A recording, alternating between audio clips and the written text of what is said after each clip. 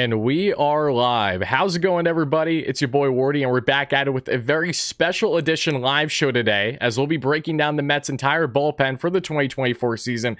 No better man to do it with than the man that helped get the channel started, the first ever video topic here on WardyNYM. This is a real full circle moment for me, and I'm very appreciative of it. We have none other than the almost decade-long MLB veteran, a 2-year New York Metropolitan, and yes, Trevor May. Trevor, thank you so much for taking the time today. It really does mean a lot. Yeah, of course. Thanks for having me on. Did not know I was the first video, but I actually no, that might be a lie. I think you've like commented on maybe a video or something and told me that. So I think I think I kind of knew that, but it's all coming. It's all making sense now. So 2021 was the first show then, or like going into it, right? Would have been December or of 2020. You're right. December. Yeah. It was actually December of 2020 was the first ever video I did. And also, I just want to shout out everyone too. Make sure the audio's coming in, guys.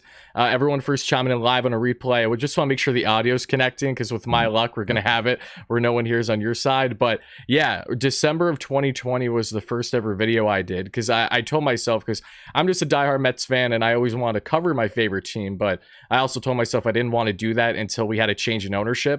So once Steve Cohen came around, and of course you were like the first official move under Cohen, that was like the perfect storm for me to get started. So yeah, that's in fact true. And again, I appreciate it. I'm really excited to get into this with you, Trev, because especially not only what you've done on the field, but your ability to break down, especially for, average fans or really detail-oriented fans that love to know all the little idiosyncrasies about being a pitcher. You're the perfect man to talk to about relievers, as well as you were former teammates with some of the guys that we're going to get into and all that fun stuff. But before I do that, I just wanted to ask you, Trevor, briefly, what was your experience like with the Mets in particular, and what is your biggest takeaway from the fans as well? The Mets, it's crazy, man. It came down like it. My first taste, I think, was this was maybe right before the deal was announced, and going out and doing the physical, and just kind of meeting everyone involved, meeting some of the trainers were with me to do that process, going down and having to go to HSS in Manhattan. And like, it's, just even going to the hospital in New York is like way different than it is anywhere else. Right. So you get the full experience of like all the stuff you got to go through just to get anywhere. But just like meeting some people recognized me. It just come out too. So we went and got a sandwich at, close by the stadium there. They know who they are, and I've plugged them a lot, so I'm going to be cryptic about it, make you look it up. It's BetUS. BetUS. We went there and I got to meet those guys, and that was my first taste. And that kind of gave me the real, it's a classic New York deli, and that, where it's got the Cheesecake Factory length menu, like every single sandwich that's ever existed they make. So and it's just I got the like Mets fan experience. Like they're hardcore, and it was awesome. It never felt more welcome to be anywhere.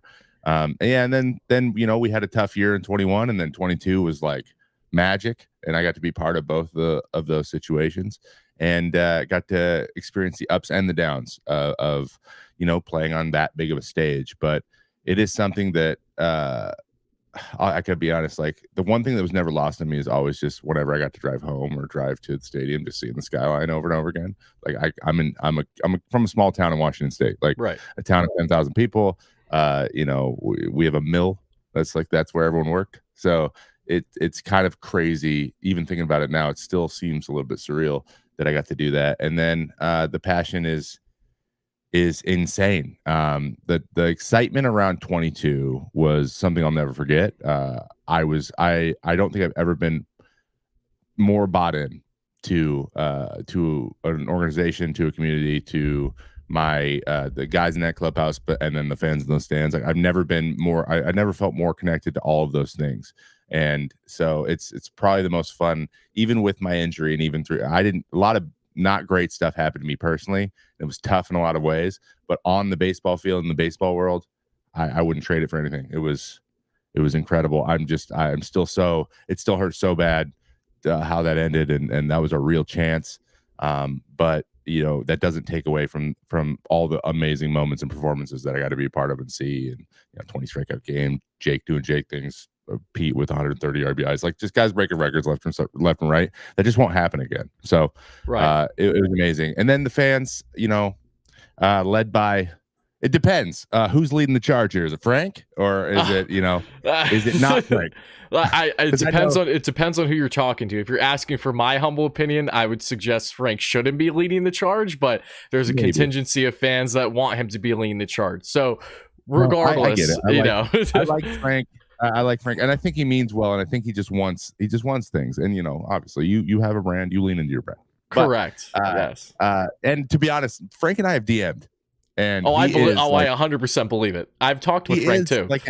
He's a good guy. He is. He none of that stuff was going on behind. It was just like, hey, like, I know we're doing the best. Like, can we do that? Like, he's just asking, and I'm like, just know, Frank, I'm out there. I'm thinking about you, and I'm giving you everything I got. Like, I'm thinking about Frank the Tank, and my best. And my best might not be good enough. And you know what? I can live with that at the end of the day. But it's gonna be my best. There's gonna be nothing left, and I can honestly say I did that. I think people respond to that. I think that's all you guys want. So, it was easy to do. It's easy to give you everything you got there, for sure. And that is a great place to be. So in regards to Frank, just to backtrack for a second, it tells you that he has certainly gone far, because not only yourself, the entire Atlanta Braves roster, I'm sure most of the Mets know him very well. So he's done a great job of making himself known. But the gripes that I have and a lot of fellow fans have is not an ill will with Frank, because I've met him too. Very nice guy. He's down to earth, no issue.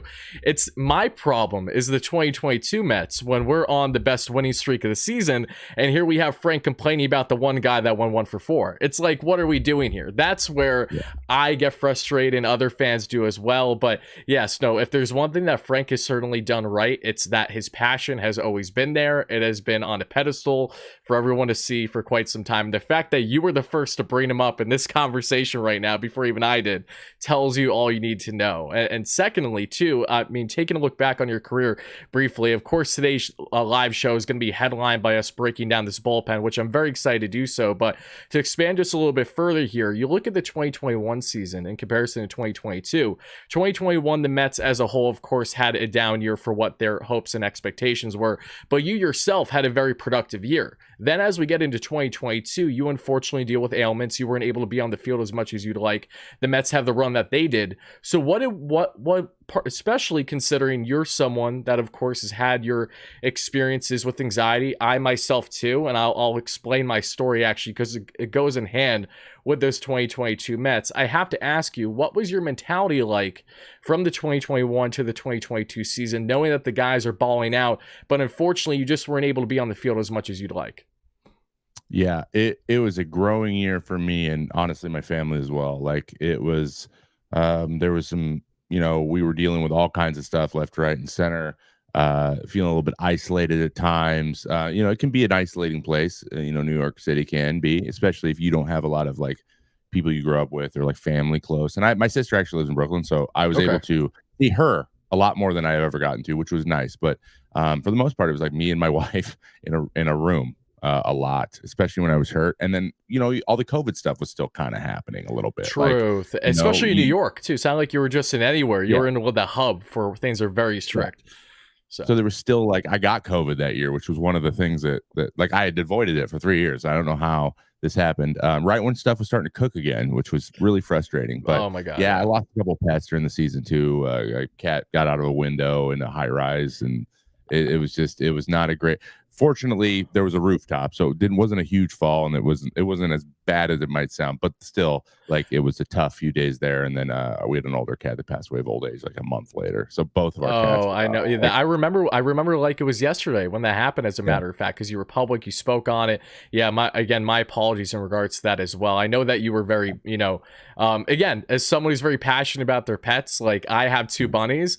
I incorporate them in my content. I don't hold back much at all when I do live shows talking about you breaking down a save for the Mets a couple years ago. There's a solid chance that I had one of my bunnies in a live show, especially later in the game. I don't know if you ever thought in this way, but especially in my first year of YouTube, a couple things that I would do was watch parties. So while you're pitching, I'm talking, I'm doing my own play-by-play. Of course, I can't do it to the lengths of Gary, Keith, and Ron, but I'm just having fun with it and doing the best I can. But a lot of those games in 2021 unfortunately didn't go in our Mets' favor, but especially down the stretch when you guys were trying to rally, I would bring in, instead of, turning my hat inside out to do my own rally hat, I would bring a bunny in and be like, all right, we got the rally rabbit. The Mets tied or got the lead that inning. We all congratulate her. If not, then it's okay. She still gets off without a problem. So yeah, no, I feel you in regards to pets on that too. But yeah, you definitely had a lot of awesome moments with the Mets throughout that 2-year span. It was awesome covering it from a fan perspective too. And now as we kind of,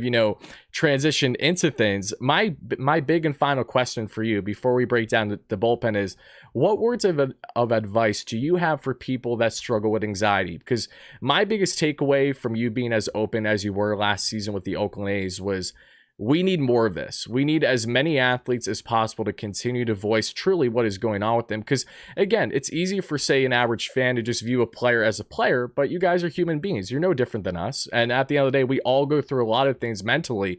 So if you had any words of advice for people, again, including myself, that still deal with anxiety on a day-to-day basis, what would you like to share? Yeah, I got a few things that worked for me. One thing that is, I think, a little bit of an understanding that can unlock your approach is knowing that anxiety most of the time isn't based in logic. Like, it has nothing to do with like what you know to be true or not true, and it's deeper than that. And that, just saying that to yourself, be like, hey, there's something more. Like, I know that there's nothing to be scared of here. I know, like, people who are scared of water, for example, I am myself included, like, they're out there and they're thinking about their sharks everywhere. There's no sharks in fresh water. They're not there. There's no sharks here. Yeah. But like, you still think there might be because you don't know. So it's like, it's one of those, like, I know this fear isn't based in reality. However, I still feel it. So starting there it has worked wonders for me.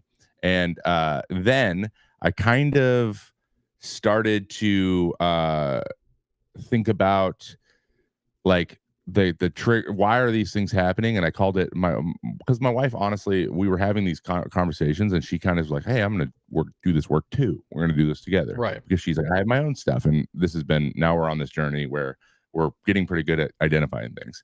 But basically we called it like pushing on the bruise. Once you find the thing that's like super scary or you're getting afraid, it's really common in sports. The difference between like apprehension and like nervousness and fear is really hard to tell which one it is. Like, they're inevitably the same thing. And if you just lean into it, like, I was like, okay, try to make yourself more nervous or more anxious, and it suddenly becomes you just took control of it to try to make it go the other way, and you find that it's actually impossible, and that when you're in control, you can't make it worse. And then it would lead me to, what is my best in this situation, and how could I possibly do anything other than that? And so it's like that kind of cycle over and over again for me. I would just be like, oh yeah, I'm feeling like today, for whatever reason, I'm really amped up or really keyed up. Or like, I told a story recently about in 2021, the September 11th game. And for whatever reason, I was so I got chills just thinking anxious about that. I was so anxious, and I don't know why. I was just like, this is a huge deal for everyone involved. And it wasn't as big of a deal. It was a big deal to me.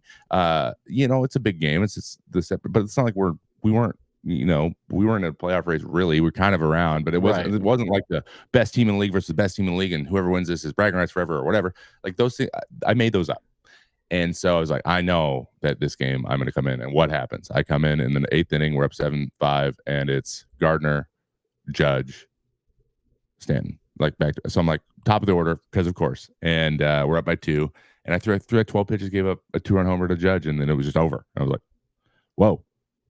And I know that was me. I defeated myself before I even went out there. And had I known this before, I would have been like, dude, just go do your best, and whatever that is, you got to live with it, because you've done this hundreds of times. So you know that's what's going to happen. So just do it again.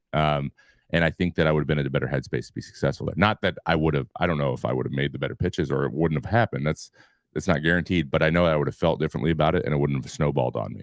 So it's like a take control of it, try to make it worse, try to feel it more. Like, really feel it as much as you can, because suddenly when it's your choice to feel that thing, it loses its power.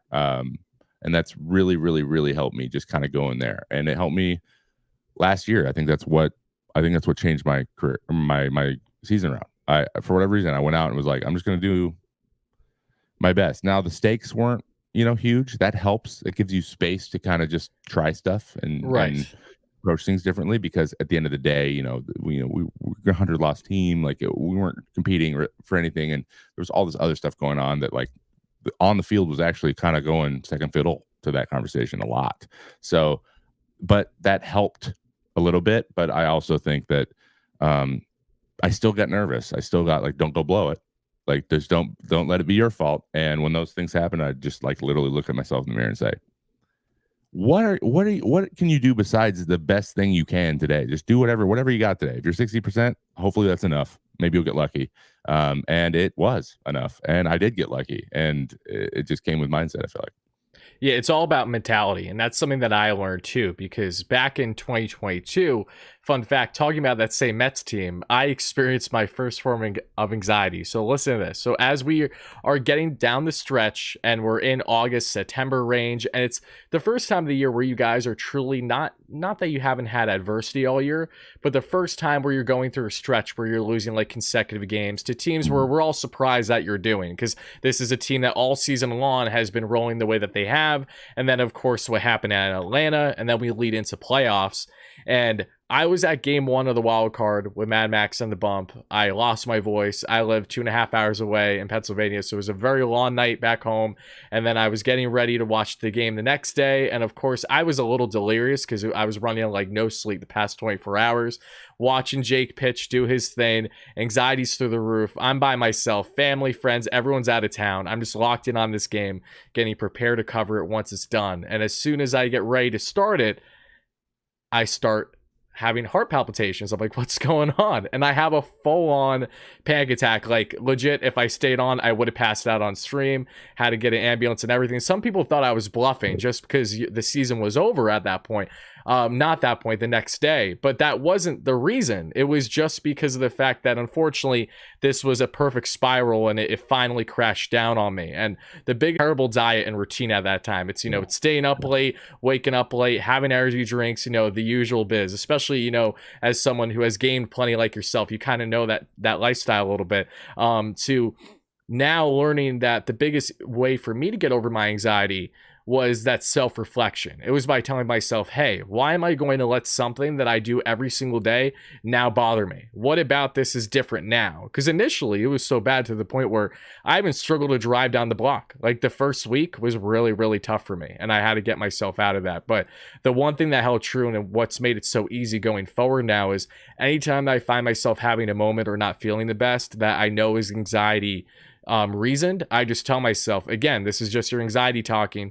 Give it a minute. You're going to be fine. Again, you're really having anxiety right now at Madison Square Garden watching the Knicks game. Like, what is going on? There's no reason for you to be feeling this way. So yeah, just from my personal experience, that's helped. And you, again, you spoke greatly in the sense of it's all about you controlling yourself in that way. And it's so easy to kind of get lost if you allow your thoughts to get lost. But all it takes is that little foot down to saying, hey, I have control of my mentality and what I'm going to do. And that's how I'm going to have the best foot forward and really suppress these feelings that I endure. I did actually have one actually really key thing that I completely left out that I've been doing. I don't do it as much now. It's a little more sporadic. My wife writes, and she likes to write. Like we have the remarkable tablets. I don't know if you've seen those, but liquid paper, so you can just like write notes and whatever. And she just journals. We both used to journal every day, and I realized like my brain moves faster than my hand can move. So I started just recording, just getting the camera out. And how this worked was I would be driving across the Bay Bridge because I lived in San Francisco, and then I'd go over to Oakland every day. So it'd be a half an hour drive. I'd put a GoPro on my window, and I just talk to it. Smart. I like that. That was my journal. I just do a video journal, just like word vomiting. Never even watched it again. Like just it's there. And I have some real good ones, like especially after like the day after I went on anxiety, a bunch of good stuff, which I think I'm gonna share eventually. Awesome. Sweet. But that was just like, for me, it's just saying stuff out loud. That's how I keep things organized in my head. I got ADD and my brain moves 1,000 miles an hour. I can't stop saying yes to projects. But if I can sit here and go, okay, now I'm doing this, and then I'm going to do that, and then I'm going to do that, like suddenly it's all kind of slots into place, and I can hold on to it. So find whatever version of that is for you, and just you don't have to write anything. It's not affirmations, even. It's like whatever. Right. Just it doesn't need to be spelled right. You don't even have to be able to read it again. Just vomit it out wherever you need to get, and then when you're at the point where you don't know what to write anymore, you're done, and then just be done. And that could just change your life. It really could.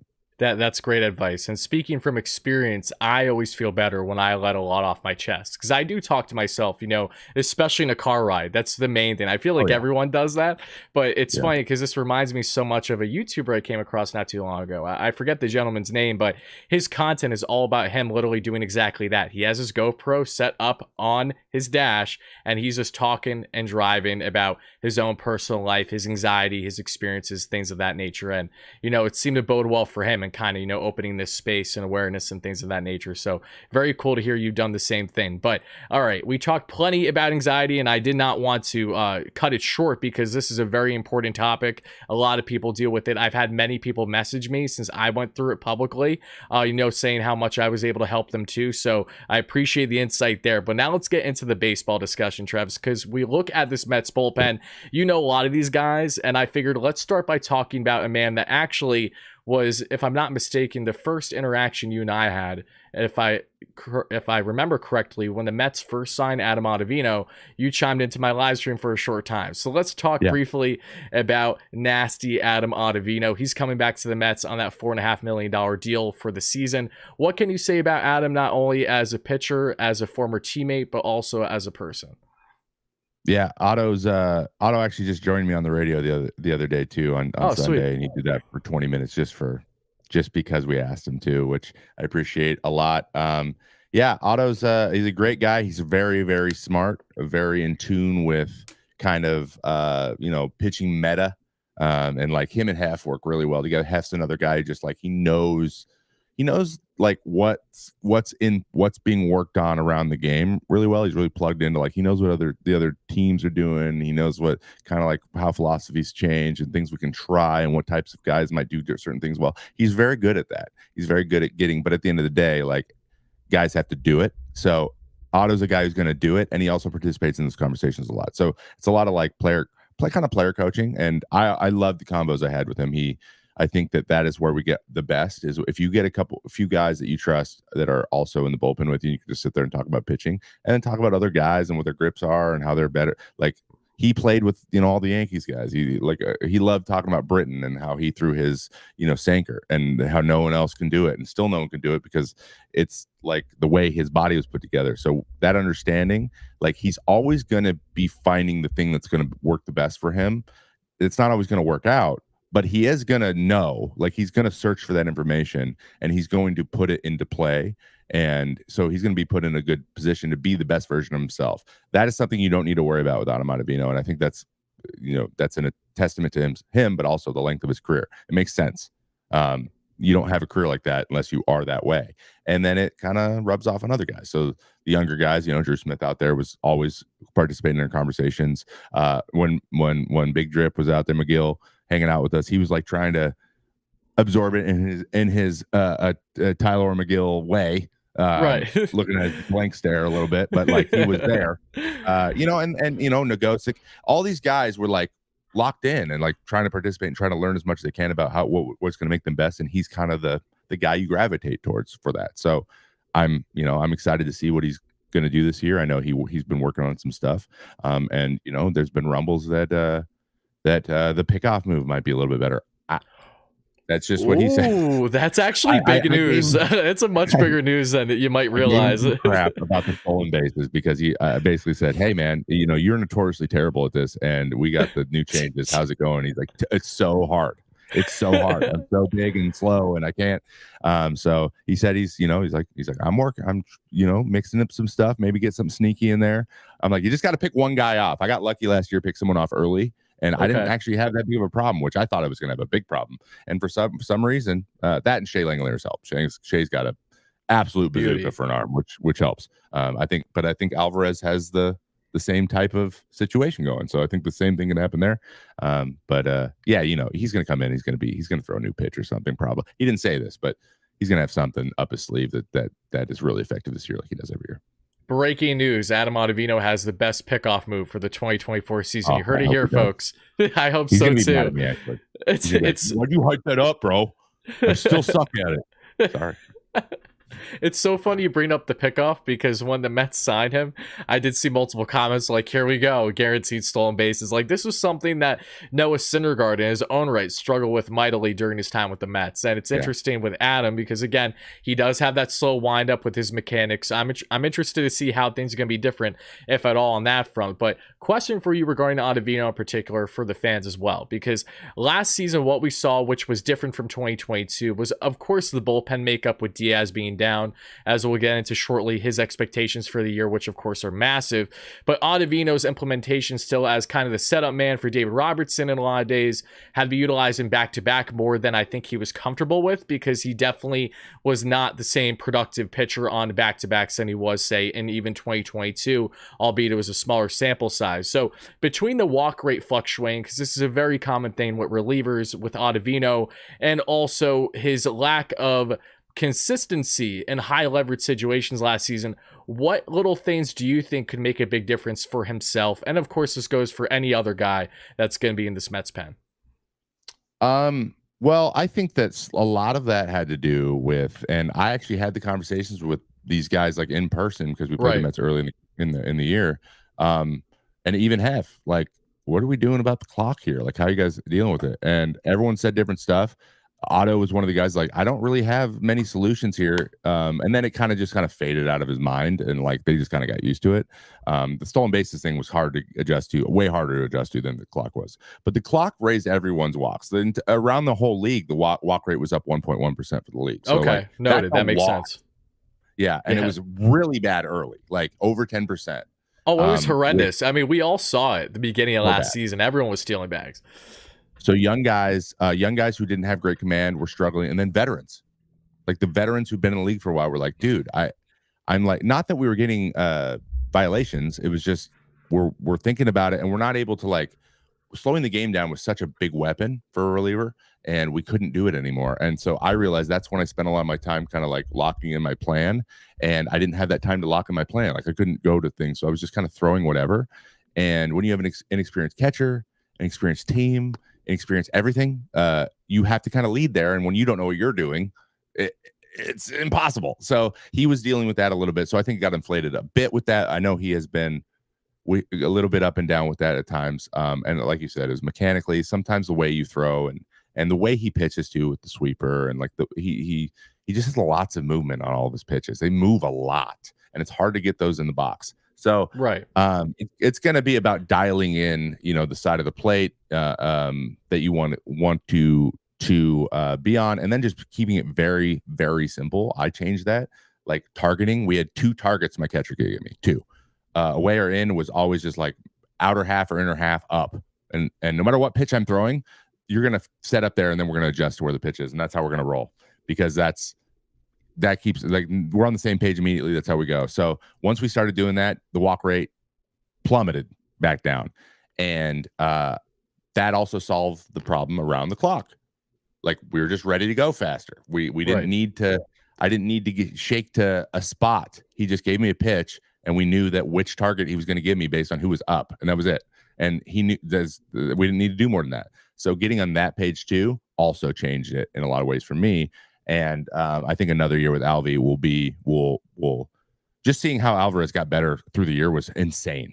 It was insane how much better he got as a catcher. He is, even year over year, was incredible how much work he's put in back there, and he's become a very, very good catcher. Which, I'll be honest, at first it was kind of, no one knew. We didn't know. We all thought the same. Yeah, there's no difference from the players to the fans. He's so good at hitting, you just assume, you're like, okay, we're going to get to a limit here, and then he's got to spend more time hitting. So let's make sure we use that tool. But he's doing both, and so I think that rapport is in there, and I think that the better he gets and the faster they get to where they need to go, I think that walk rate will adjust accordingly. I just think that's kind of, they're just connected now, which they weren't before, which is weird.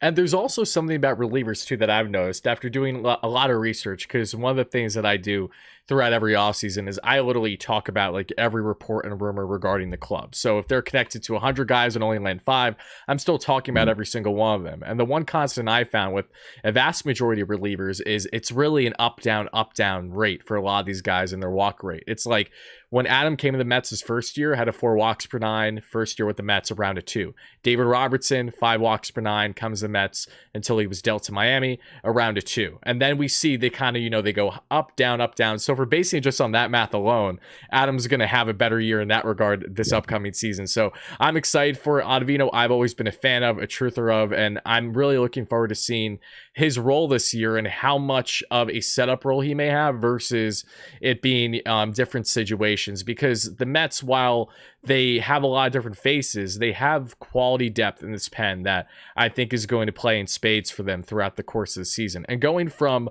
one former teammate to another, let's talk briefly about Mr. Drew Smith, because Drew Flow, of course, you know very well. So what's not only your experience with him, you said he was very much a sponge, but Chew, what has stood out to you about him as a young reliever in Major League Baseball? He has that stuff that you're looking for, right? He's got a very good slider and a very good riding fastball in the high 90s. Like that's what you're looking for. Right. Which is crazy because he's not a big guy comparatively to, like, if you put him next to me and Ottavino, he looks like a little brother.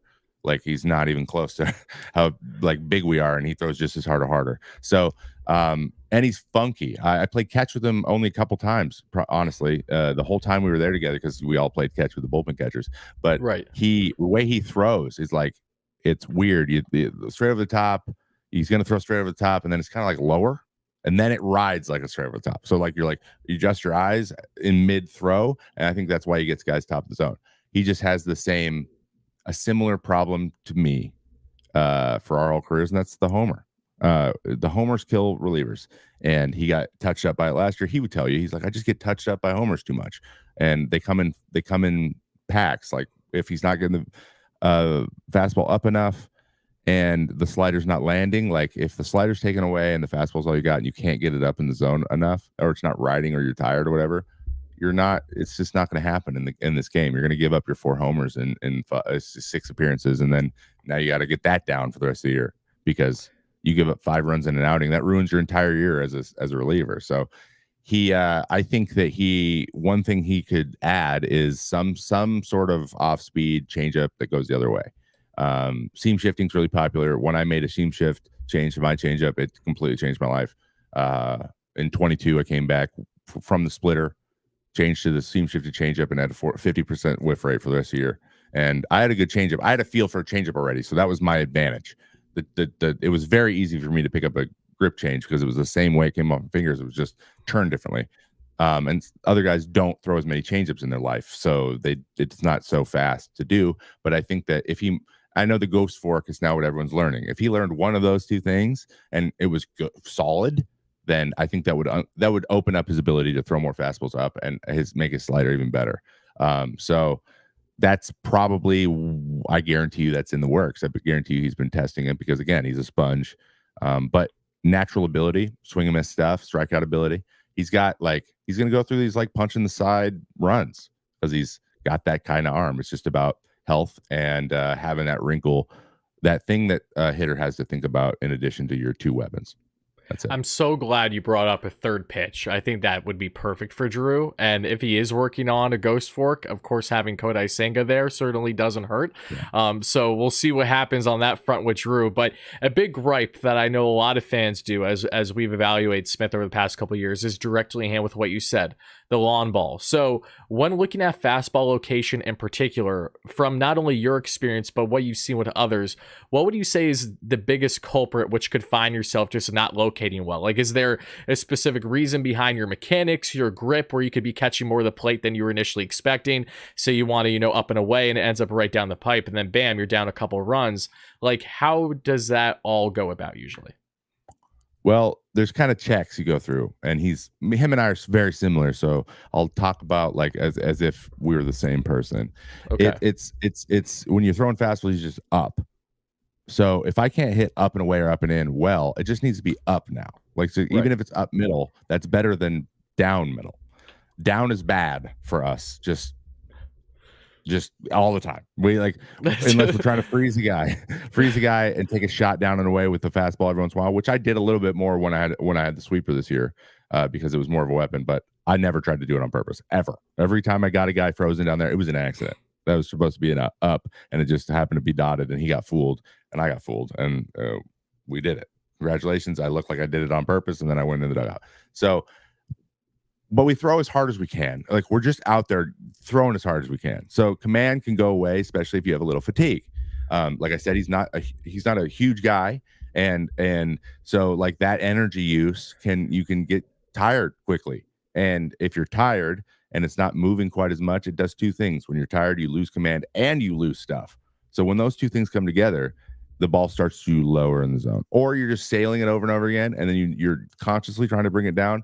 Then the miss tends to be lower. So like it's a little bit of a high risk, high reward dynamic that is just going to be that way. So then you have to have something that can be perceived as a fastball, that if you get one guy fooled on it, then you're allowed to make more mistakes. But if you only have a fastball, that's when you're getting hit with the homer. So remembering back, because I remember I checked in a couple times, and his slider he's struggling with the slider, landing it like over the plate. It was coming off the plate a lot, like easily spit on pitches.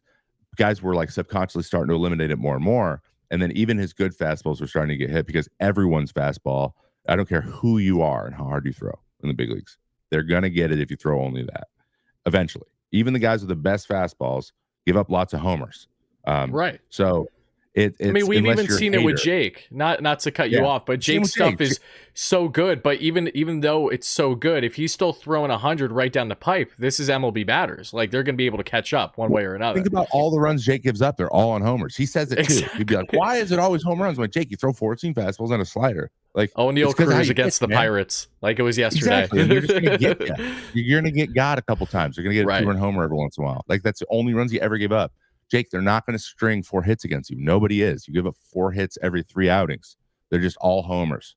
So you got to be okay with that, because that's the way you pitch. Or you learn something that moves and you get softer contact on, but you're not going to strike out as many guys. It's the trade-off. You don't get both. Nobody does. You don't get to strike out, 15 per 9, and also all the balls put in play are also ground balls hit softly in the infield. Like that's not how it works.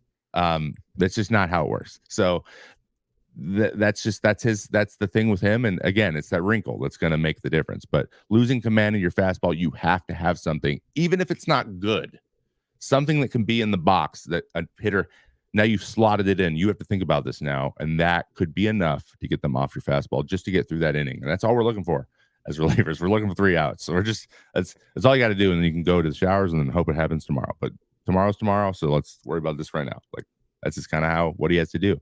And I think he's getting better at it, but he's this close to just dialing it in for 6 months, and you're like, whoa, that's insane, because the stuff's there. There's no doubting that. Yeah, this can very well. I don't want to label this a make or break year for Drew by any stretch, but it's definitely a big year for him when looking at the makeup of this bullpen, because, as I emphasize, there's a lot of depth right now. And he, of course, has the arm. He's always had the stuff, but he's a great example of a lot of relievers where it's like they have all the stuff. It's just about putting it together. It's like, okay, they just can't get the command on this pitch. Work on a little bit, see if you're going to have it. If not, then we'll go from there. Because an unfortunate thing, this better than anyone, is especially stretches for pitchers, relievers in particular, where for whatever reason they just can't find the proper grip with one of their pitches, especially if it's a more dominant one that's, say, a key part of their arsenal. Once they lose that, then you're really showing your cards, especially if you're just left fastball slider. Because unless you're Edwin Diaz, I'm going to go on a limb and say that not everyone has that kind of stuff to that level, where even if he is kind of throwing a very hittable spot, there's a solid like 8 out of 10 chance it's going to be a swing and miss, just because of how effective Diaz's stuff is. But before we get on to Edwin, I did want to ask you briefly, because I know you didn't play with him during your time with the Mets. However, what is your background knowledge, if at all, with someone like Brooks Raley? Because he has been this crafty guy in the Mets bullpen this past season, posted a very respectable sub-3 ERA in his first year with the Mets. What do you have to say about Brooks, if anything? I'll give you a little background. Brooks Raley and I played in AAA in 2013 together. Oh, there you go. I had a feeling I was going to be hearing a lot of that. Like, I was teammates with this guy back then. If we talk about Jake Diekman, I also lived with Jake Diekman in 2010 with the Phillies. So I know Jake Perfect. really well. He's the final topic, so we're perfect. So I know all of these guys, and I know Awesome. Fuji. Obviously, I know Fuji. So I know these guys well, and I know a lot about them and their stories and how their stuff used. So Brooks Raley, Brooks had a great year, and he's been really good for like 4 years since he came back from Korea. Like he's been really, really good. I don't think there's many kind of bridge guy like can throw back end bullpen type stuff lefties. There's not that many that are as good or better than him. Like he's up there. He's a guy you want. But it's the cutter. His thing's the cutter. He's got a high quality cutter. It's the same thing like when Loop had that year. His cutter was the thing that was happening. So he's funky enough. He kind of steps at lefties, and he's got a cutter he can throw whenever he wants. It's his main pitch. He throws more than his fastball. Like that's just people are gonna be off of it all the time. And then you add in all the righties and the power around him. Like that just makes him better. So the same way that it did in 21 when we had me, Castro, Shug, all the guy flamethrowers, and then Dellin for a bit, all of the flamethrowers, and then Loop. Like he's such a different wrinkle that he got up. Like he just looks so much different than everybody. We all said, Loop, you're going in after Jake because I throw like Jake, just worse. So we don't want me. We don't want them to be all excited to face Trevor May because Jake's out of the game. We want to face Aaron Loop, the sidewinder. So that's what he provides, and he's hyper consistent, stayed very healthy, and as a guy, he's awesome. I love talking to Brooks. He's high energy, has a great time. He was so excited to see me when they were in Oakland last year, which I hadn't seen him in 10 years. Like I'd spoken to him in 10 years, right? And he had just gone to Korea from that team we were together on, or maybe he played one more year with, I think it was the Cubs, and then he went there. So I love him as a guy. I know he's just always so happy, but like, yeah, we went on a rant about the clock immediately. Like, dude, what are we? And like, we just talked for 20 minutes. It was awesome. So he's awesome, but I think he's going to do the same thing. I think that you can count on that from him. So big question regarding not just Raley, but relievers as a whole. How do you personally intake your information, and what numbers stand out the most to you? Because even though you can't currently see it, if you're watching on YouTube, I got Raley's stat line down here. We have his ERA at 2.8, his expected ERA at 3.4, SI ERA at 3.93. Like, what numbers out of those, mean to you versus maybe some other guys, even including a guy like Brooks Raley? Like, do you know guys that want nothing to do with the numbers, just go out there, throw gas? And then you got other guys that are like, I care a lot about Fangraphs and Baseball Savant right now. I think it's a mixed bag now. I think more guys are caring about numbers. Fangraphs not used as much. I'll be honest. Okay. It's more like movement. You want to know how your stuff's moving, and then that movement profile then dictates a lot of those numbers. So like for a guy to overperform his like expected ERA, for example, or expected FIP, it's just those things are connected to how many guys you strike out. Because strikeout is a true zero value outcome for a hitter, and max 100% value for the pitcher. Like there aren't other ones. That strikeout 100% is in favor of the pitcher almost every time, with the exception of drop strike threes or whatever. But those don't factor in really. So if you can strike a ton of guys out, you are considered to be in control of your own destiny more. But as I mentioned before, guys who strike guys out tend to throw high fastballs. Guys who throw high fastballs tend to give up hard contact when they do give up contact. So it's like how much of these two things is happening. Is it one or the other? In the case of Jake, he's striking them out or they're hitting a homer. Like, fortunately for him, it's 90% times of strikeout, but like it's still that risk reward. So that understanding is what we look at these numbers for. So I always would look at, like, if I'm overperforming, if I'm performing below where I'm expected to be, that means that I'm not striking guys out. But I up until last year, I would just strike out more, and my expected numbers would always be better than my actual numbers. So because of the nature of how we pitch, and there's no way to factor that into the numbers. So we always pay attention to the movement. Like if a guy is a sinker guy, he wants to make sure he's getting the most horizontal and depth on things that he can within range. So we keep track of our ranges. We try to tweak stuff and get a little bit more. We'll try stuff like, for example, I threw a sweeper last year. I was like, hey, I was messing with it with Hef in 22, and I was like, I didn't really need it, so I was like, oh, well, I'm not just going to do this in September. Last year, I was like, I'll do anything. I'll do anything. So I went through it in a bullpen. It was like -20 horizontal. I was like, that's going in the game. I'm throwing it tomorrow. And then I did. Right. And they were terrible. I threw them in the other dugout basically. But then I slowly just did it because what do you have to lose? So like that's kind of how we do it. That's what the numbers are for us. Generally, overall. I know Ottavino is another guy. Like he's looking at those numbers and he's also keeping track of like you want to be paying attention to your whip and all these things because the more guys on base, the more runs scored in general. So if you can keep that low, you can keep that low, but there's nothing you can do about it. It's all you try to stay with the process based numbers, if that makes sense. So Brooks is probably doing something similar. Yeah, the reason I ask this is because, especially baseline ERA in itself, I think is fairly misconstrued. I think it's changed a lot, and from the fan perception as well, from what I've learned over the years since covering the Mets in baseball, I've really found this appreciation for a lot of these expected numbers because, especially in the case like you, for example, you're saying, most of my years, my expected numbers were better than, say like my baseline ERA. And what stands out to me is not only the strikeouts, but really it's the simple fact of what you can control. What can the pitcher himself control versus all the other little factors around you, whether it's say, not to throw anyone under the bus, but maybe say you didn't have the best infield defense that night, but you weren't, it was still charged negatively on you and what your production ended up being. So those little things I think make a difference when you evaluate pitchers. So I definitely appreciate hearing your insight on that. And Ottavino, you didn't even need to tell me. Like I could just tell. He seems like the exact kind of guy that's probably doing the numbers similarly. And there's one guy that came to the Mets last year via trade for their bullpen that a lot of fans were really interested why they did this. Was it just for the sake of just adding another reliever? What could his impact be for this upcoming season? What do you know about Phil Bickford? Because he's been with the Mets this past year, split time with himself and the LA Dodgers. Again, put up a respectable campaign, but someone where a lot of fans are kind of left with question marks as to what to expect from someone like him in particular. Has sub-5 ERA this past year. Again, can eat innings for you. Had roughly 70 innings pitched last season. Again, it has the fastball that, of course, has life to it. So what, if at all, can you say about Phil?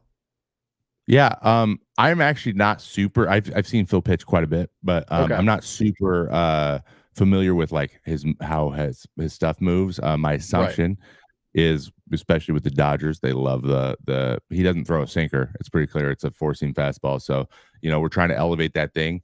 I'm not familiar with his breaking ball. That's the big thing. I think that was kind of the bugaboo with him a little bit, was just his ability to land it consistently and just the profile on it. I don't know if it's an elite pitch. So, but what he is doing, and you mentioned it, is the durability, being available. That's just so valuable long term, just for your starting staff, for everything, for the whole team. Having guys like that is very important in your pen.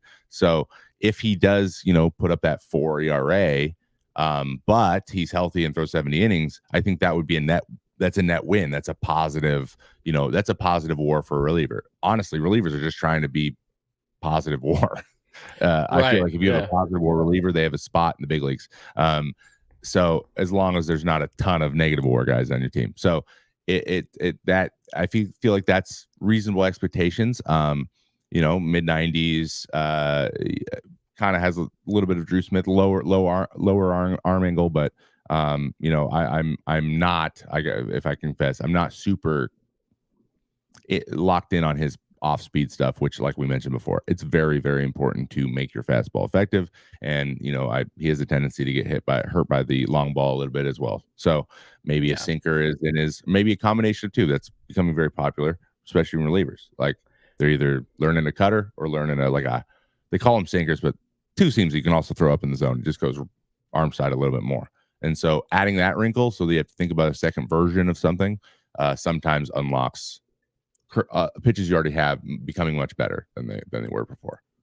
Right. And it's perfectly fine regarding Phil, because like I said, I wasn't going out of my way, again, just as an average Mets fan, watching a lot of film of his prior to him coming to the Mets as is. It's like, oh, okay, we have a new reliever. Let's see what he has. And he's a guy that I definitely see some similarities with Drew Smith in the sense of not just his fastball, but his usage and really how he's trying to locate. So this is a player that I'm very interested to see if he is going to also be in the pen throughout the entire of the year. Not that I don't wish it or anything like that, but obviously pens are ever changing throughout the season, and that's something that Mets president of baseball operations, David Stearns, has had a heavy emphasis this offseason. He made it known, he's like, I'm telling you right now, the pen that we have to start the year is likely going to be drastically different as we go throughout the course of the season. Things are going to be ever changing. Naturally, guys get hurt, guys are underperforming. We're going to need guys to call up, step up when called upon, all these types of things. And if you're looking for one safety blanket, one thing that is a certainty, it is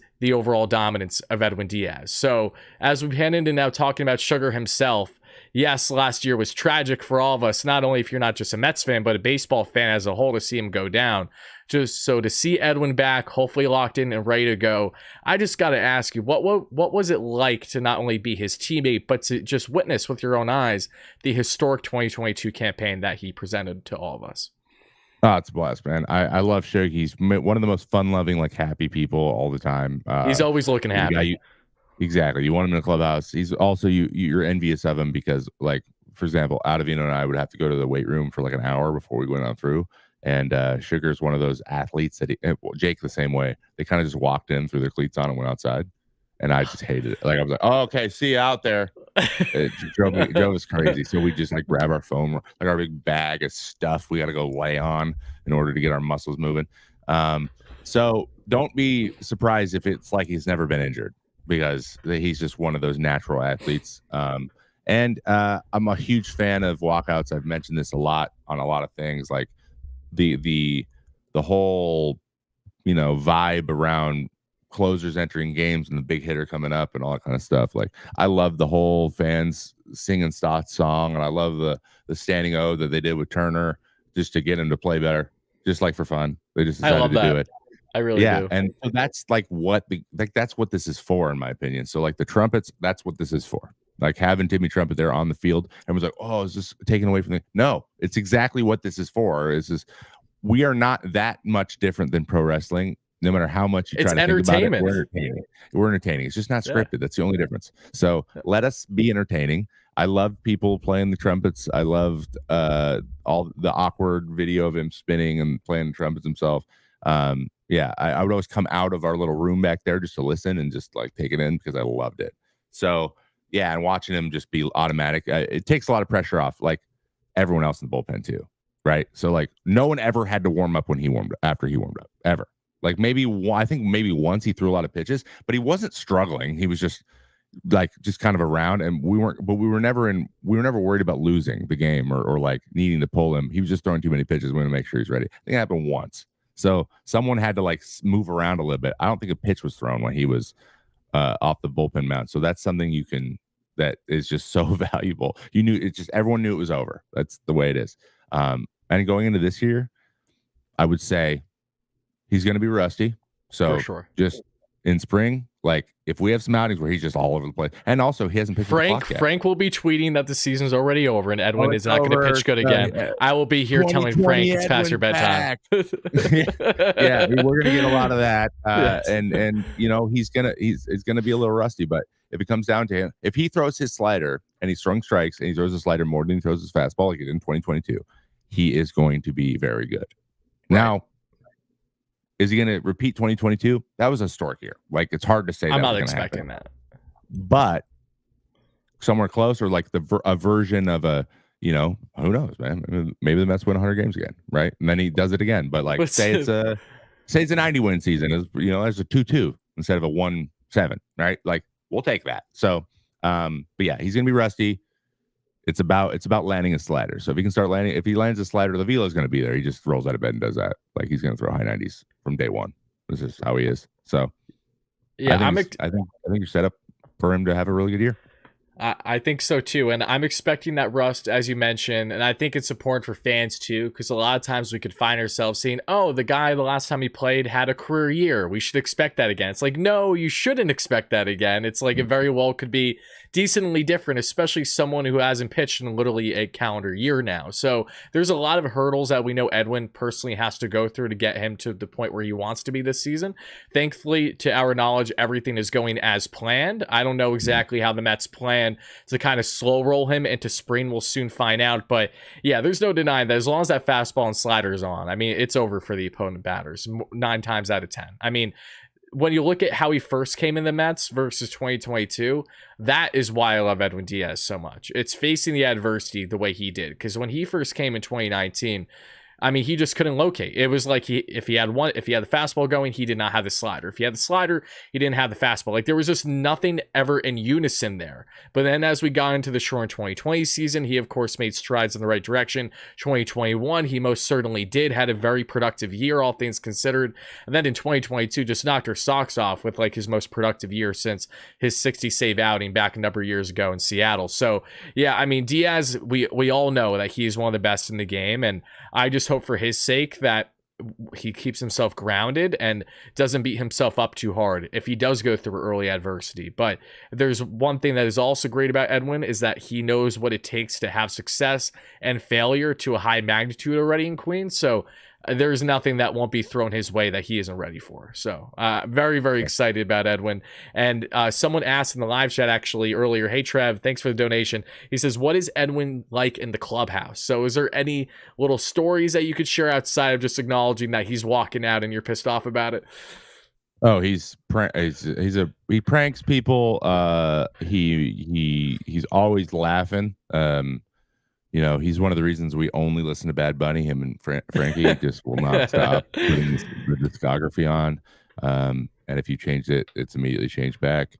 But he I don't know. You know what? I'm retired. I'll just say it. He loves betting people stuff, like constantly, just little tiny stupid stuff. Like, I bet you $10 that you can't, whatever. Like, and that's one thing that's very popular in just baseball. He's got like that MJ mentality. Always competitive. Yeah, a little bit. Like it's so he'll like the clubhouse staff, and they're younger guys usually. So like he does like, he's always like, I'll bet you $100. Like, that's a lot of money, these guys. And of course he's like, he's not going to make them pay him $100. So it's more like a way for them to like maybe win some money, and they just keep a tab. So like we had like a board, and he'd be like, how much does everyone owe me or I owe them? And it would just be high card. So they just like grab a high card, flip it, and so you can play like 10 of them in a minute if you want. Just war. So that would be his, like, he would love doing that. That's the thing that everyone does in the back of the plane too. Usually, like, the plane's landing and their games are over, they're not playing the games anymore, so they're like, let's just do high card as fast as we can, and you can just hear them going crazy. So we just carried that in. So guys would just walk by and be like, hey, you high card. You do it with random people. He'd like, we didn't even know we don't know if they work there. So that's what he always does. And then we're in the bullpen, and he would always like the bullpen catchers. So Lange, Eric Langale, and Dave Raccanello, absolute legends. They've been there forever. Rack does not do this. Rack does not participate in this.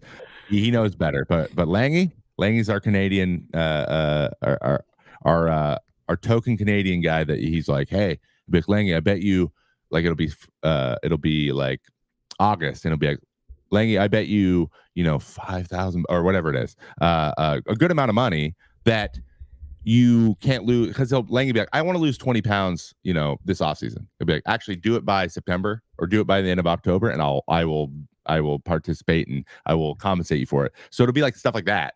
He's like that guy. Like, oh, you want to do this thing? I'll give you some motivation. So that's what we love about Shug. And he's just smiling and laughing, and then they're like, it's the ninth inning. He's like, oh, I got to pitch. And then he just like goes outside, smile kind of goes back down, and then he just throws. When there's like me and Otto who are like pacing around from the fifth inning on, like, won't talk to anybody. You guys are like angst for multiple innings trying to lock in, and Edwin's just like playing a card game, going out there, striking out 3 guys, and calling it a night. That's very the difference. Carefree. It's pissing me off, I'll be honest. It's so easy. It makes it look so easy, but again, that's what we're all looking for, so I can't really be mad at him. I'm like, he found the thing. Get me mad at the guy that found the thing. And also, he's the closer and he's doing a really good job. So right, if he gets to do it, I don't have to. He's the guy for the team. And knowing how not only jovial he was in the clubhouse, but just how effortless he could go from doing this to that, just shows you how different wired guys can be. Again, you're completely different wired than Edwin Diaz, that you guys are still doing the same thing at the end of the day, throwing pitches and striking guys out. And especially Edwin, one thing that really took me by surprise early on was his ability to not look at the pressure, the bright lights on the Friday night Mets game with the black jerseys especially, and think that, okay, like I'm really stressed out right now, I'm gonna look wacky out there. Like his ability to command throughout the entire course of 2022 really stood out to me because again, a lot of those saves, a lot of those situations were the highest leverage that you could possibly ask for. Your at City Field is absolutely bonkers, they're going nuts, but he really was able to embrace what it means to not only be a Met but to be a dominant closer, and in Mariano Rivera fashion, having a whole spectacle with it, but for the right reasons, not using this and then, oh, great, now the Mets are going to go on this crazy long losing streak. Like, no, Edwin's still going to ball out there if Timmy Trumpet's out there or not. So I cannot say enough great things about Edwin from a fan perspective, and it's awesome to hear you share further. And there's one player that I have been more excited to talk about than anyone else by far here, and that's Shintaro Fujinami. I got to ask you, what is your experience like with Shintaro? I also want to know what, if at all, is his current dialect when it comes to speaking English. Like, is that something that he knows fairly well? Was that a big struggle for him when you were in the clubhouse with him? And really, what can you say about him? Because this is a huge wild card pickup for the Mets. Someone that I personally wanted the Mets to go out and land over a year ago because the guy's stuff is absolutely ridiculous. It's, again, about putting it all together. So what do you have to say about Shintaro Fujinami, your former teammate? Just the nicest guy. I'll be honest, the respectfulness, like there's gonna be no Japanese players that come over and are just like divas. You're not gonna get that. Never. It's They're funny. always so humble. Ichiro has a little bit of that in his career. Like people say he got a little bit of diva going, but that was when he was in America for a while. Like right. He wasn't that way when he came over. And he got the Michael Jordan thing going a little bit. So yeah, Fuji is one of the nicest dudes ever. I was so excited to play with him. He taught me some Japanese, which I don't even remember, so don't even ask. But I would try to get him to teach me like a word every day. So I know Kyodai is brothers. So like I would just, everyone a fist bump, I'd say brothers in the language that they speak. So the Spanish guys were hermanos, and then the guys were like, I'm like, guys, for the Americans. And then Kyodai for Issei is his translator, which I don't know if he's gonna be with him, but Issei he's an extension of Fuji. Those two guys are awesome. And the trainer, dude, they're all so great. I miss them a lot. I'm really sad we were sad that they got traded. We're happy for him because he got to go compete and be part of that run. But yeah, it was sad not having him around. That said, and also speaking English, maybe less than other guys. Okay. At least he might now speak a lot more, but he didn't speak a ton. And so you're doing a lot of like Issei. Issei speaks great English and also is very good at explaining things. So you're talking to Issei a lot. And then so it was like a triangle thing. But as a pitcher, electric. He is powerful. Like you watch him do his. He's ridiculous.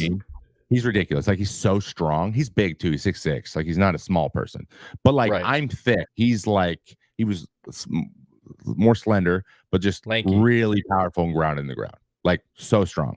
And so it doesn't surprise anybody that he threw as hard as he could. The thing that was interesting was talking to him about pitching, and he'd really just. I don't know if no one would talk to him much over there, but like it was very rudimentary at first. I was like, oh, like there's some things you could do, change a little bit in your head that would make you way better. And then we had some of those conversations, and it happened, and then he got traded, and he kept going. So I think him plus Jeremy Hefner is gonna be awesome. I think, and full disclosure, I've already had some conversations with Hef about it. So. And he asked me some questions, just knowing because he knew I sat down there and talked to him all the time, which I did. Right. But I think him with Hef, they're going to maximize. He's going to find how does my stuff play the best and maximize his thing. Because the thing about Japan is everyone tries to throw every pitch. Everyone wants to be a Shohei, which duh, they should. But he's like, I'll throw a sweeper, I'll throw a slider, I'll throw a cutter, I'll throw a changeup and a splitter, I'll throw a four seam and a sinker. We're like, no, Fuji, you don't need a sinker. You do not need a cutter and a slider and a sweeper. Just pick one. And then your splitter is your best pitch by far. So we want to throw fastball, splitter, and then the rest is like we'll have a wrinkle. But like just do those things really well and just tunnel them, and you'll be good. So as soon as he started doing that, it was night and day. And I think he continues that. But I think there's not many other pitching coaches and like pitching apparatus that are better for him to continue to learn kind of the ins and out, like the whole thing about the numbers and looking at that stuff and trying to monitor yourself that, and then using those numbers to make tweaks and things. That is Hef's thing. Like, he's so good at that. And Fuji is a guy who's very interested in it. So I think we're going to get, it's not like that. There's just not as much tools like that in Oakland as most people know. And they're not quite there in that way yet. But the Mets are. And then they got, you got Stern now too. Like, you guys are in a really good place in terms of the brain power and the philosophy stuff, that I think that it's probably the best place for him to be. So I'm really excited to see what he does. But yeah, you're going to see 103 too. He's going to throw 103 miles. Yeah, he's disgusting. And your jaw drop, because you're like, you see the stuff, you're like, how did you have a 70 ERA this past season? But then you put it together, you realize how he was first utilized by your A's, to then when he went over to Baltimore, changed up a little bit on his arsenal as well. Hilariously enough, the best outing I at least think Shintaro had last season was a perfect inning. And you want to know who he pitched that perfect inning against? Mets. Yes. That's the highlights rolling as we speak. Pete Alonso getting pieced up at the moment. But, he has the four-seam fastball, which, again, comfortably sits 98 to 103. The splitty, the cutter, the sweeper, the slider. Outside of the overwhelming fastball, what other aspects of his arsenal has stood out so much to you, and why? Splitter. It's a splitter. His first big league strikeout was Mike Trout with a 95-mile-hour splitter. So, and he swung at it like, what was that? And then that outing went like something. Everything fell apart. I think he gave him 9 in like the third inning. So it didn't go great after that. But which, by the way, when you I think he gave up like 40 runs in his first 35 innings, and then you become a reliever, like your ERA is not going to go below 7. You're not going to get it below 7. No matter, you could go scoreless and end with the 6.5 for the rest of the year. Like, that's just not. If he starts as a reliever, I think it's going to be better than it was. Those numbers you got to look at like the last 4 months. The first 2 months were terrible, pretty much for everybody on our team. So I'm not holding that against anybody. But yeah, his splitter is something that he needs to just keep throwing it. In terms of movement in a vacuum, it's not like it's like crazy. It's not a ghost fork. Ghost fork's moving by itself like a ton. It's really hard though, and it goes off. It looks like his fastball really late, so it breaks late too. He's kind of like Jake. If you took Jake's pitches like in a vacuum, like his four-seam fastball, outside of the velocity, and his slider, neither one of those things move at an elite level. Like, he doesn't have a ton of ride. He's got good ride, not great ride, and it's just the way that they function together. So his splitter with his fastball, if he's elevating it, is going to be unhittable. And then if it's 93 to 95, like, what? I honestly think he should add like a big slow sweeper. Like, try to get because he throws a sweeper at 90. I'm like, if you could throw that at 80 and it's just slow, it doesn't even move very much, just slow, then it'll make those two things look so much faster. So I could see that happening, them giving him a curveball or something as like a early in the AB type pitch to get ahead. I think that could go a long way, but I don't think he needs much more than 100. He threw a curveball a whopping 1 time last season. It reminds me of Jake back in the day too, because he always had the curveball in his back pocket, but he's like, when do I really need it? It was just pick and choose. If he was just feeling like it one night. Asked me that question. He goes, Trev, when should I throw my curveball? I'm like, never, Jake, never. Not only that, you should forget you have one. What are you doing? The spin rate on it too was elite. That's the crazy thing. Everything about him. Curveball, but you don't need, like, it looks different. That's his thing. He just don't throw anything that looks different. His changeup, his slider, and his fastball all look exactly the same. He's the best in the league, even now at that. The best. There's no one better. So you highlighted the splitty from Shintaro. What's your thoughts on, I've been seeing a lot lately this offseason, it appears more MLB pitchers are now trying to toy with splitties in their arsenal, because there was this initial belief that, it can have this type of damage potentially on your elbow. Now we're seeing that it isn't to the same magnitude, and we're seeing guys in Japan and the MPB that, of course, have been doing it for years and are taking their talents now to either Queens or different parts of Major League Baseball. So what's your thoughts on all of that right now, as pitchers seem to want to implement more splitties this year? I think that we've realized the science has shown that it's not necessarily the amount of which you throw the pitch, it's the amount of which you ramp that pitch up. So the difference between that and like learning a sweeper or a slider or whatever, you're used to throwing breaking balls. Your arm is used to supinating, right? So if you supinate all the time, you can pick that pitch up quickly, and then it can get into games, and you can throw it often. It can go into your rotation quicker.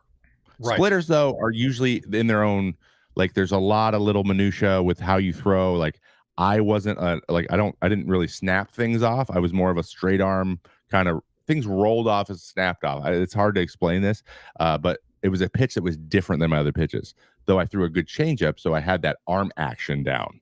So it was like I had one of the parts, but not all of it.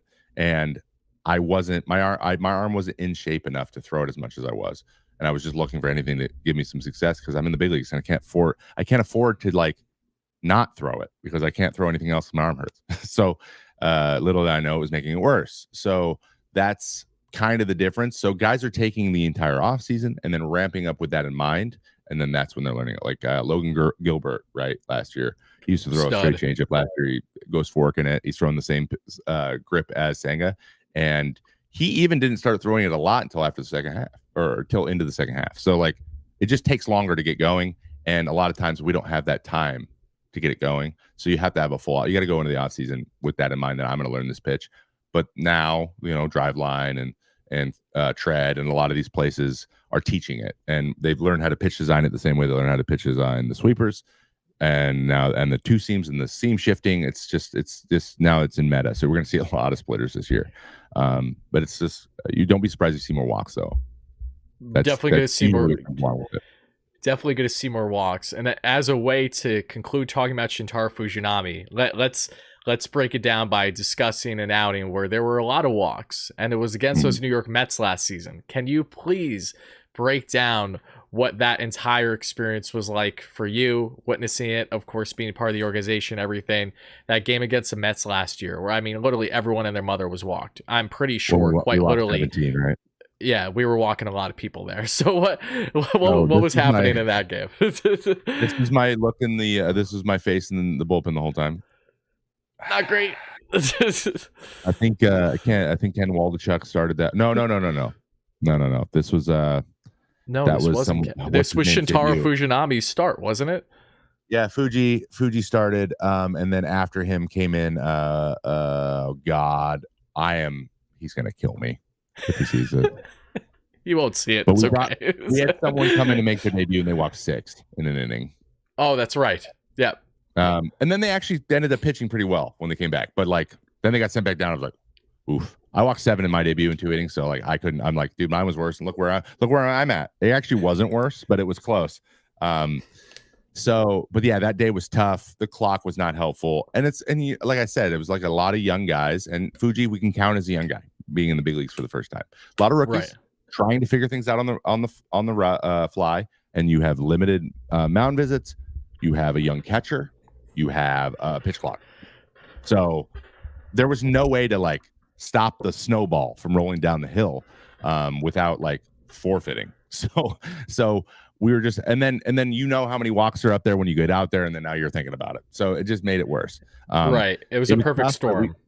It was a perfect storm, and we learned a lot about it. And that's actually spurred a lot of conversations about like how are we approaching guys? Like, are we overthinking how we would like to approach hitters? Are we trying to be like big leaguers and like paint corners? And because we just aren't there, like as a group, we're not, myself included. I was walking dudes like crazy too.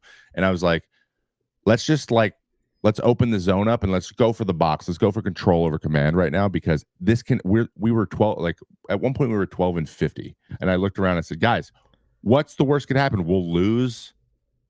And they're like, you make a good point. So I'm like, we are in a unique position to like go out and try stuff. You can do that here. Like, you can't do this, and you couldn't do that in New York. You can't. You got to win. So this is a unique opportunity. So go out and like take the chances that you need to take in order to get better. And then once we took that, like we saw guys getting better fast. And a lot of the reason I went there is because I love that. I love watching guys like from the beginning of the year to the end of the year, like really make strides. That part of the careers, guys establishing themselves, I got to watch that all year. But I'm like, this is the low point here. So I remember I had a little speech of like, that was bad. We can be better, but like, we don't need to fix it all tomorrow. We need to identify why that happened and then start making incremental changes to get better. And that's what they did. And the walk rates got better. The team ERA went slightly down. I believe Colorado ended up passing us. So we were only 29th in ERA. Okay, there you go. So, and we were winning by about 2 runs at one point. So I'm proud of that progress. It didn't end. It wasn't good at the end, but it was much better than it was. And so that's the way we thought about it. And that day was one like we had to look at each other and be like, okay, that can't happen again. I don't care who you are. I don't care, what the expectations are. That cannot happen at any level, especially the big leagues. So changes were made after that. And I thought it got better, and no one's going to forget it. That's for sure.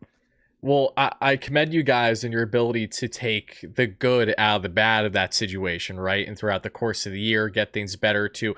Of course, you guys didn't get to the levels that you were hoping for. However, you certainly had progress, which is never a bad thing. So, before we get on to wrapping things up, because I did want to talk to a couple more relievers with you, but I know we're past an hour now. We've got 300 concurrent viewers. The biggest, not question, but the comment I've seen, Trev, this entire time is that I loved you during your time with the Mets, and I wish you weren't in retirement so you could come back to the Mets. That has been the consistent comment I've seen in the live show right now. So I appreciate everyone for doing that. And I'm going to just ask you blunt.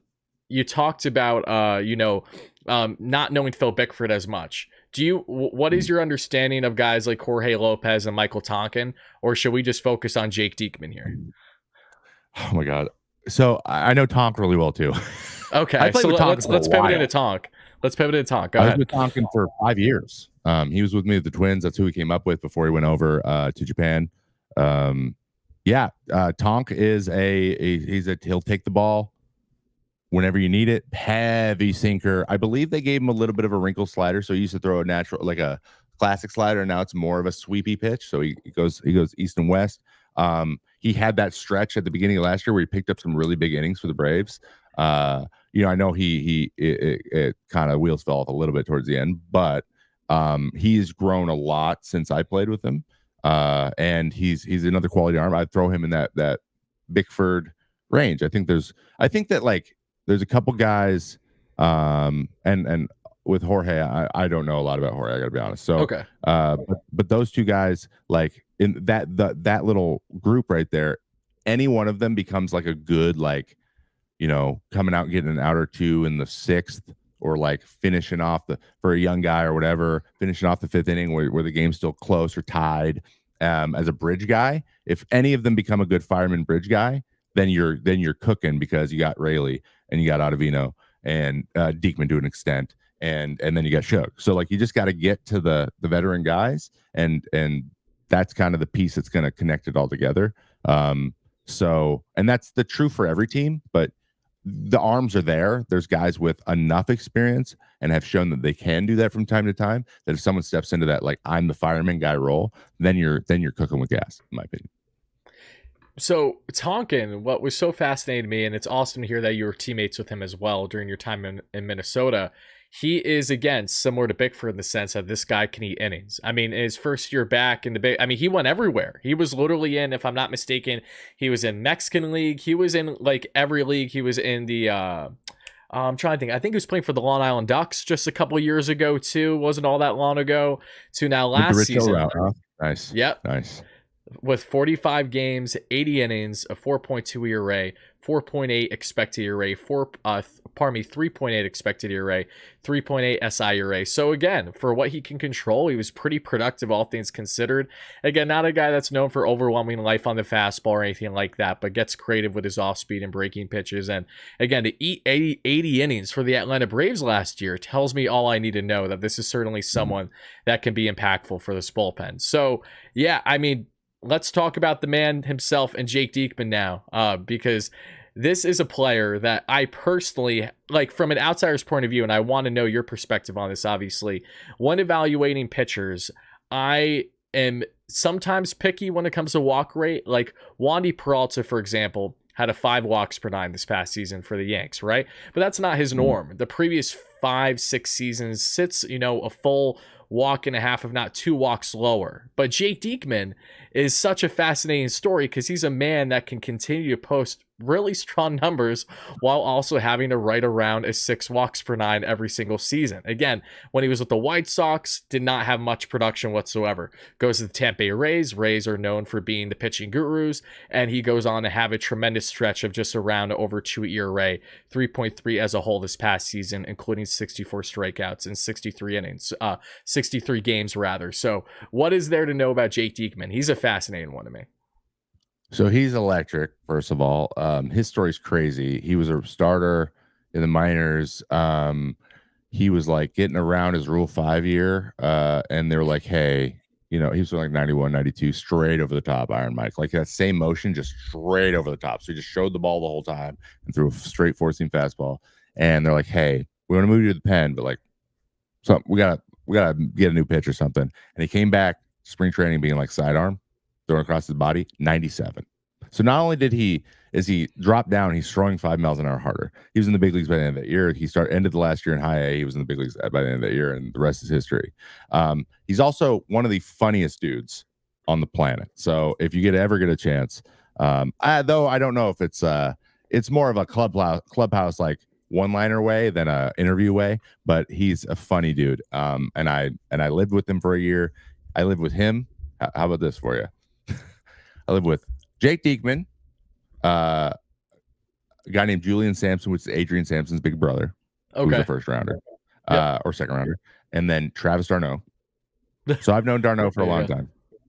That's when he just got traded to the Blue Jays. So there you go. Oh, so this was before the big Noah trade with him. Yeah, okay. It's 2010. And then Justin Freitas, who was a Philly reliever there for a while. So that was our high A. I slept in a closet. We only had three bedrooms, and I was the youngest by far. They're all like 3 years older than me. So anyway, neither here nor there. It's insane the stories all you guys have, like from the start to getting to the bigs, and the grind in the minor leagues especially cannot go understated. That's an entirely different conversation in itself, which I would love to have with you at some point. But yeah, continue with Diekman. Yeah, let me answer. Let me actually answer the question for once. So he's nasty. He steps right at lefties. The reason he gets away with the walk rate is because he does not give up very many hits. And homers are just like, if you see one, you're like, whoa. I don't know if I've ever seen him give up a homer in person or like live. It's always like, honestly, walk or strikeout. And then I look at his numbers; they're exactly that. He's got a very good slider. He still throws hard. Still can throw mid-90s from that arm angle. He's a freak athlete. I was talking about Sugar. Jake Diekman's the most athletic person in every room he's in. He can like windmill dunk. I guarantee you he can still go between the legs and dunk easy, just like walk into a gym and do it. Jumps out of a gym. So like he's hypermobile, natural to him, but it's all down to how his slider is functioning. If he is able to throw his slider over the plate and then off of the plate, just literally at all in an outing, you're good. Nothing. He's fine. It's just if he's getting behind and he doesn't have a slider at all, and the fastball is just kind of, instead of going away from a lefty, it's just leaking middle. If that's what we're looking at here, he's fine if he's throwing it into them. But if he's trying to go away and it's coming middle, that's when he gets hurt. That's it, though. That's right. It. So it's about landing his slider. And the walks are still there even when he's landing his slider because he tries to get the swings and misses and the chases. So like he still might walk a guy or two even when he's dialed in. And that's just part of his game. We brought up Ottavino a lot. Ottavino's talked about this a lot too. There were years where he was much more okay walking guys than others because of the way that he knew his slider was working. So he's like, my slider's the best it's going to be. So I'm going to take shots to get them to swing at it because they're chasing a lot more. So there's going to be days where no one's chasing it, or like I'm facing really, really good hitter or whatever. I'm giving something away or I'm not as dialed in. So I'm going to walk 3 guys that day or 2 guys that day. That's going to inflate my numbers. But for the most part, I'm still going to take those shots and try to get those chases because it's either going to be a miss or something hit very, very, very softly. And that was more valuable to him than walking guys, because he knew that was just one base, and that if he keeps doing this, he's not going to give up the big hit, so it's not going to hurt him as much. And that's kind of what he did in 2022. Like, it's really kind of what he did. And he also wasn't walking at guys because guys were chasing it so much that they wouldn't let him walk them. He's like, dude, they're swinging 2-2 at pitches they should not swing at, and that's why I'm not walking guys. So it's just working as good as it possibly can. But Jake kind of approaches the game the same way. He just doesn't have that same feeling for walks, or that same aversion to walks as other people might have. Here's a prime example too. Shug. I don't know if it's kind of, I found this stat once between me and him, and how our percentage of 3-0 counts that result, and the results they have. The number of 4-pitch walks Sugar has, the percentage of 3-0 pitches that become 4-pitch walks is so high. It's so high. To the point where he's like, I'm just going to walk the guy and move on. Yeah. I'll walk him. Me, I came up through the minors. I walked a lot of guys as a starter. So I was always told, like, stop walking guys, stop walking guys. So I was like, 3-0, I'm coming back. So my percentage of coming back striking out is almost what Shug's is of walking them. So like I strike out, I don't know what, it was like 70% of the guys I got 3-0 on. That's crazy. Yeah. That's crazy. But that's just mindset. His mindset was completely different than mine, but we are the same. Like, we're trying to do the same job. So that you kind of learn what you can get away with and what you can't. But sometimes it gets out of hand. Walks are never good, but if those walks allow you to give up less hits, sometimes it's worth it. So that's very much how Jake functions. And but if he's in the 5 range, like if he's like 5 per 9, like, 1 every 2 innings, it's gonna be nice. It's nice. But we're getting to 6.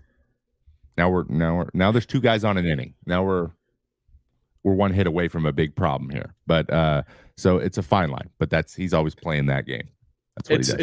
It's funny how you're saying like 5 walks per 9 and we're at a good spot, like as if that's the case. Yeah. But I guess that is with someone like Jake Diekman. He reminds me a bit of someone like Blake Snell in his own right, not just as a fellow, dominant lefty, but as one who has walks as a key part of their game. I mean, Blake is not as much, of course he can induce soft contact, but he's the guy where, he might walk the first 2 batters and then he's going to strike out the next 3 that he sees. So like, while to the fan, it might not be the most digestible at times, it's very much cardiac Mets is what I feel like we're going to get in moments with Diekman. I did that too. I got that a lot. Yeah, exactly. Yes. I would be lying if I didn't say that I've had moments at my TV or at the game and I'm like, Trev, come on, what are we doing? Literally, come on. It's literally come on every single time. What are we doing? I'm doing the same thing as you. I'm thinking the same thing. And I actually think for a second, and we'll get to a question, then we're going to wrap up the show in its entirety. Thank you so much for taking the time. I really do appreciate it. It's been an awesome discussion. I think of 2022 right away. Brett Beatty's first game in Philly, Citizens Bank Park. Mets go on to win that game. I'm second deck taking my buddy to the Philly Mets game because he's a Phillies fan. He wants to go for his birthday. So naturally, I'm like, of course, we'll gladly take you. I'm hoping that, of course, the Mets win. You guys went on to win. You pitched that game. I don't know if you remember. I'm trying to think if you pitched an inning or 2, but I know we secured the dub. Beatty drove in a run as well. I think Michael Perez, when he was on the Mets for like his little stint, also drove in a run, pulled one to right. So do you have any recollection from that game in particular? I think it was like August of 2020. Citizens Bank Park evening game. Brett Beatty's like one of his first games as a Met. You pitched. What's that? Or was it 22? It would have been 2022. Yeah, those Mets. Vaguely, they had Bradley Zimmer that time. Yes. Yes, they did have Bradley Zimmer at the time. You're right. So I pitched back-to-back days. We lost one of the games. We won one of them too. That's I was actually at the one that we won. Series. Yeah. Oh, so that series is when I changed my change of grip. Oh wow, there you go. Yeah. Small world. I just did it in the bullpen. Just did it one day. I was like, that works better. I threw that in the game, and I remember Bradley Zimmer swinging through it for the first time. I'm like, huh? Whoa, look at that. Yeah, no, I vaguely remember that. I think that usually I remember the high strikeout ones. Like I remember 1 in 21 in Philly. Like I struck out 3 guys in 10 pitches, and it was almost immaculate. Those are the ones I really remember. But yeah, no, I definitely remember pitching that series for sure. What if you had to say, before we get on to this comment from a viewer here with a donation, what would you say is the most interesting memory you have as a former Met? Like when you look back at your outings, what's one outing where you're kind of taken back looking at like I don't know necessarily how that went the way it did, but it was still a good outing. Is there anything that sticks out? I mean, there's a few, like some that like pop in. Like there was one against the Orioles when we were limited capacity, and we got like Freddie Galvis got on third, and I struck out Moncastle on a fastball over his head, and like I was getting out of the inning, and then like there was like Galvis bunted, squeezed him in. Oh, he's a little speedster. I remember him. I remember that. I remember that specifically for some reason. I remember the good ones mostly. I remember the playoff appearances a lot in 22 because I was dialed. I was sad that there wasn't very much time left in this. That was the end of the season because I was like, man, if I had 2 more months, like this could be a special year for me. Right.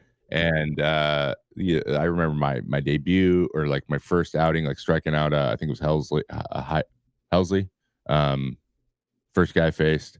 And then honestly, a lot of the Braves games, like. Yes. There was some. Please speak on that. I would love to hear your perspective on what it was like going through those battles with Atlanta from the Mets fan and player perspective, because we've heard Matt Olson talk about it. We've heard many Braves, especially because they, of course, have had the winning end of it. Rivalries are my favorite thing in sports. If we didn't have them, I don't think I would be a fan today. So. I mean, I know a lot of Mets fans probably won't love this, but like I got a lot of respect for the guys in that clubhouse. Of course. Kind of sucked though. Like for example, Austin Riley, it's impossible to hate him. He's so humble and so good. And just a pro. And everything he does, I think is the right way. So getting up there, getting that little extra, like I'm mad at you for no reason. Like, the Michael Jordan, just making up stuff. So you can go out there and compete a little bit harder. It was impossible to do with him. So that was hard and that sucked. And then like facing Freddie all the time. I always had to pitch to Freddie and Ozzy. I'm like, I hate these guys, man. They make me throw 10 pitches to them every single time. But other than that, like they're so good. But I always felt like I had a good, like, I'm in a good spot. Like I line up well. I can go get Freddie Freeman out a lot. I was always very confident against Acuna.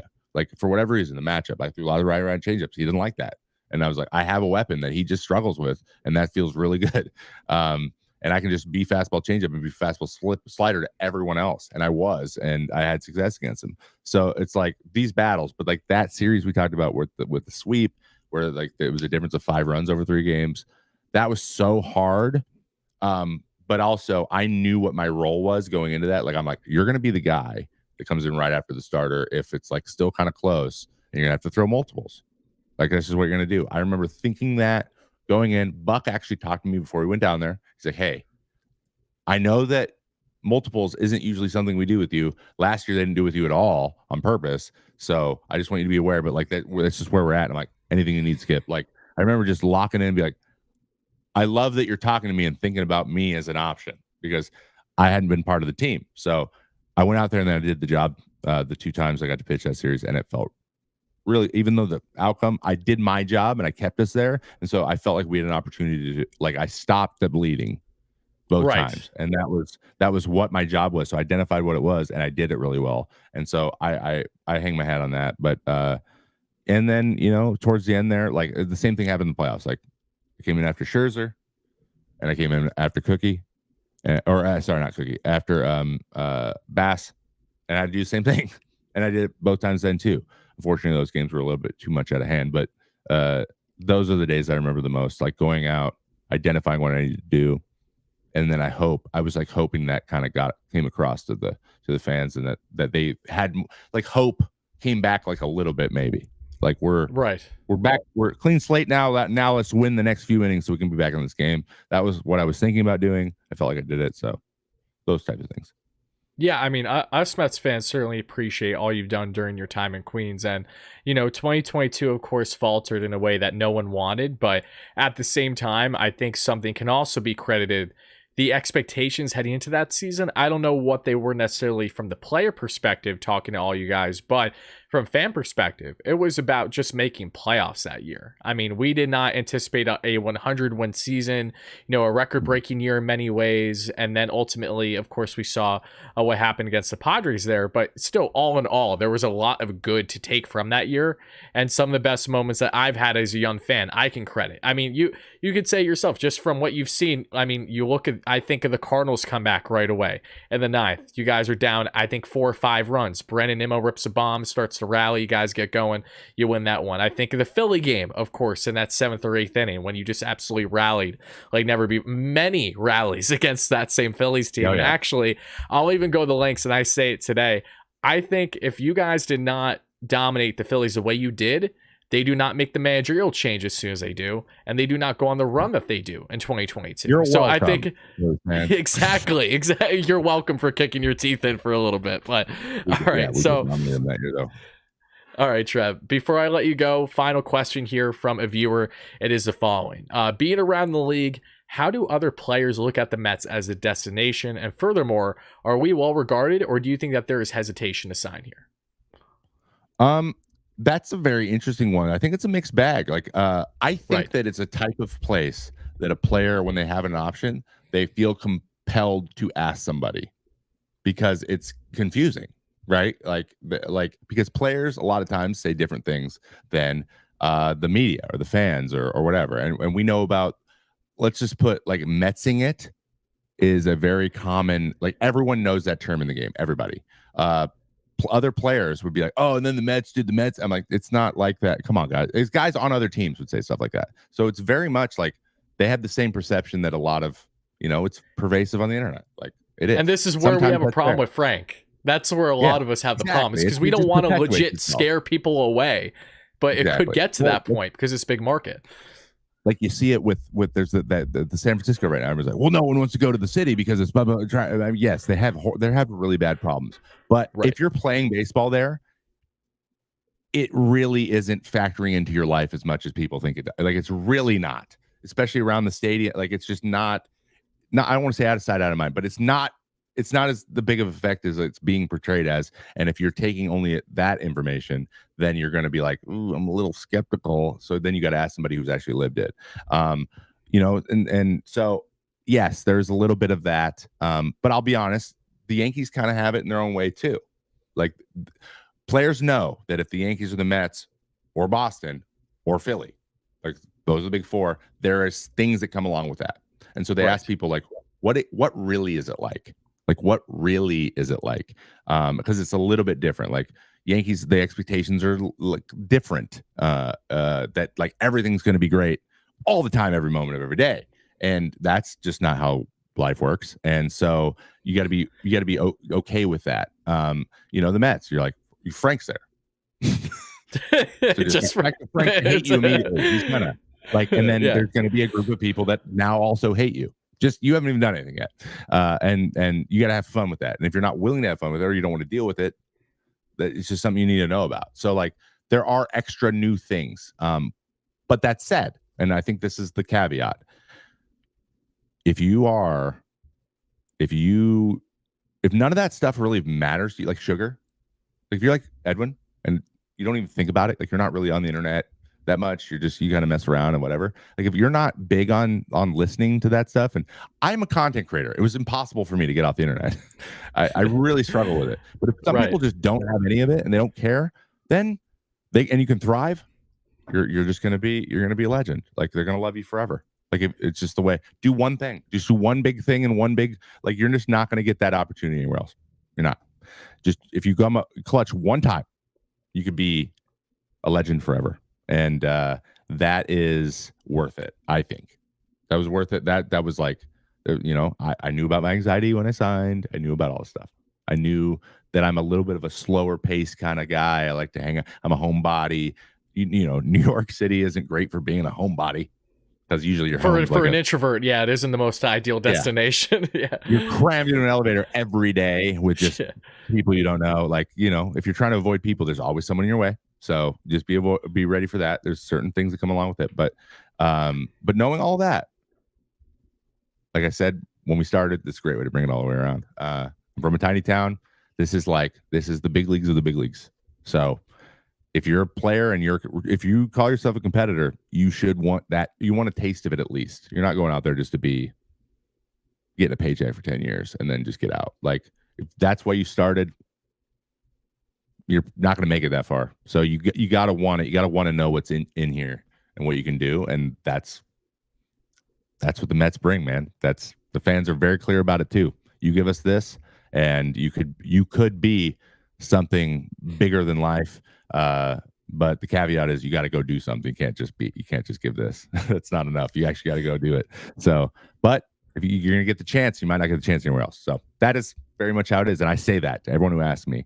And I've had guys recently reach out and ask me. And I told them the same thing. I'm like, you want to remember your career?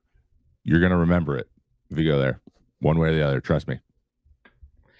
That's awesome. And I think you really broke it down perfectly from a player perspective, how you need to make sure you know what you're signing yourself up for, one, but two, grasping that challenge and accepting that is a big thing. Like, you took Queens as a challenge and you accepted that, and you had a lot of success while you were here. You went to Oakland for, a very different reason in your own way, to want to, of course, kind of way wrap up your career, a place that you've always idolized and admired, and knowing that's a completely different landscape too. Like, I'm sure it's fascinating going from Queens and the Mets to the Oakland A's, and just how vastly different they operate in certain aspects from one organization to another. And for them to all to be in this same hub is even further fascinating. It's like, you're telling me you do that over there when we don't even know what that is over here? Like, that's mind-boggling to me.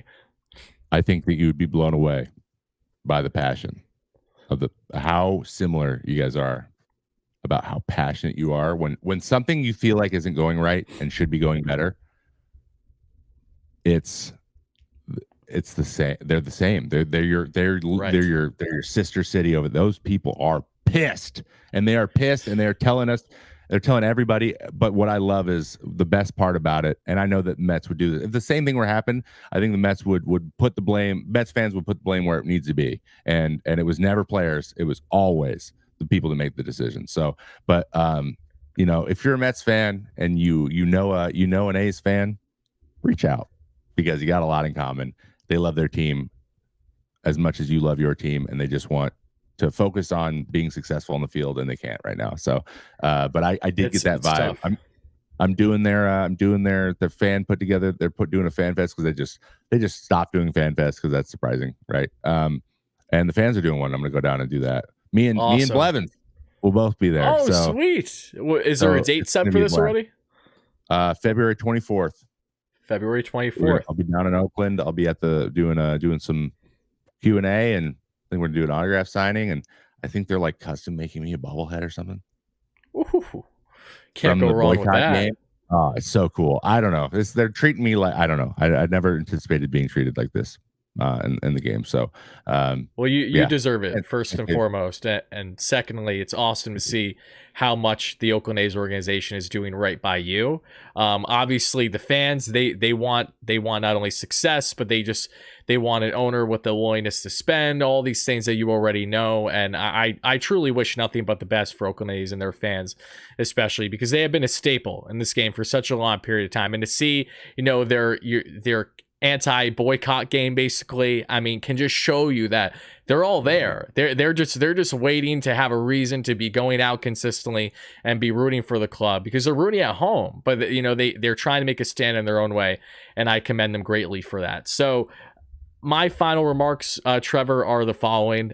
From a fan perspective, and as someone who has had the privilege of kind of being a talking head for a lot of the Mets fans in recent years, we can certainly tell you that what we look for in players is to just know that, one, the effort's in, two, they know their role, obviously, but more than anything, embracing Queens and knowing what it's like to be a Met and to really garner that and embrace that versus kind of shy away from it, that's what we care about most. So if you're, say, going to have a bad outing, of course fans are going to tell you about it, and of course you're going to find fans at the very, very extreme level in the Franks of the world. But the true fan, the frustration more so doesn't have as much to do with maybe that singular outing as it does with just the lack of overall success the organization has had over a period of time. When you first came to the Mets, you were just a part of the swarm, the new wave Mets under Cohen. So there was so much changing in a very short period of time. We have learned that, of course, you can't necessarily just buy championships, even though it doesn't hurt when you make the moves the Texas Rangers did last year or what the Dodgers are doing for this upcoming season, the next decade.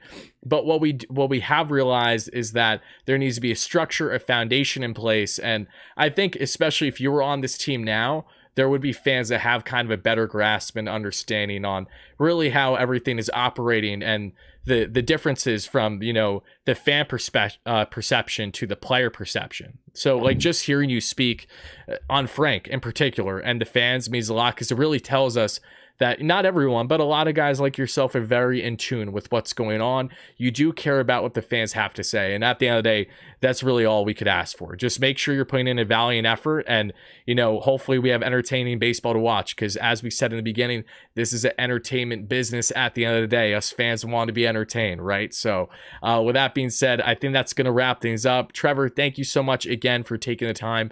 Can you please let people know where to find you and what content you currently got going on? And of course, you have that awesome show with Jerry right around the corner. Oh, so much stuff. Currently working on predicting all of basically I'm predicting everybody, where everyone's going to slot in their divisions and all of the player awards. So I'm actually going to edit that video right after this. It's taking forever, and I had to change it a couple times. There were some signings that changed some stuff, but we're getting there. That's the pain in the neck when you edit ahead of time. I've done that many times. Yeah, so that's the Trevor May Baseball YouTube channel. That is going to get a lot of love, especially this year. A lot of plans for that. Link will be in the description, everyone, by the way, to subscribe after watching this, guys. So make sure you please do that. I'm also doing the Rates and Barrels podcast on Fridays with Eno Saris awesome. For The Athletic. So if you want to check that out, I am on the radio every Sunday on SiriusXM channel 83 with Danny Wexelman, the Hot Stove. That is my slot at the moment too. So if you're just like Sunday afternoon, you got to put something on, I got you. And I also have a newsletter, the Mayday Report. It's got a bunch of random stuff. I write articles and like put all my favorite things of the moment, like my top songs of the week or whatever. And that is all available also as well. You can sign up for that. Link on my Twitter. It's the top of my Twitter, which is I am Trevor May on Twitter. So go check that out. That's just a few of my projects, but those are the ones getting all the love right now. And last one. This one's big. I just changed this. My Discord, discord.gg/Trevor May. I just added a whole baseball side of it for discussions and forums and awesome. All kinds of stuff that we will be using for all kinds of fun things moving forward, because I am going to also start to build out talking about pitching and teaching pitching and giving you all kinds of cool stuff. So if you're a kid who wants to learn how to pitch, or you're just a fan and you want to talk about your team, all that stuff's there. And it is an open invite. So discord.gg/Trevor May. Please be respectful and don't do anything crazy to start while we figure this out. But it's a lot of fun. We got some people in there already. So yeah, if you want to talk baseball, that's a good place to do it. It's awesome to hear from someone like yourself. Don't talk crazy in the chat or anything like that. As someone who has to deal with that to a magnitude every single day. I remember actually being in your live show when you first signed with the Mets and you did your first live stream, like officially with the Mets. I remember that like it was yesterday. So it's crazy to see how much has changed since then. But again, a big full circle moment for me. So once more, thank you, Trevor. I hope that we can talk again soon. If you're ever in the market for talking Mets or just, again, baseball as a whole, I would love to have these conversations with you. And shout out to everyone that chimed in the live show, people on replay. Smash the like and subscribe button. Follow and subscribe Trevor, both on Discord, Twitter, YouTube, you name it. Make sure to check out all of his respective content. And thank you all so much for watching and listening. And we'll talk to you all again real soon. Let's go, Mets.